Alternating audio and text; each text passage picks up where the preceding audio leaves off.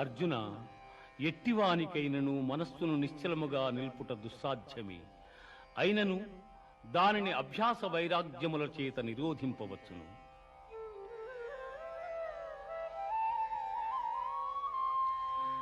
యోగినామపి సర్వేషాం మద్గతేనాంతరాత్మనా శ్రద్ధావాన్ భజతే యో మాం సమే యుక్తతమో మతః.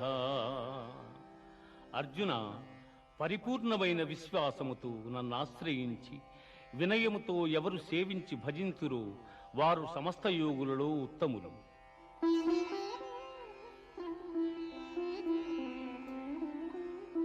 మనుష్యాణాం సహస్రేషు కశ్చిద్ యతతి సిద్ధయే యత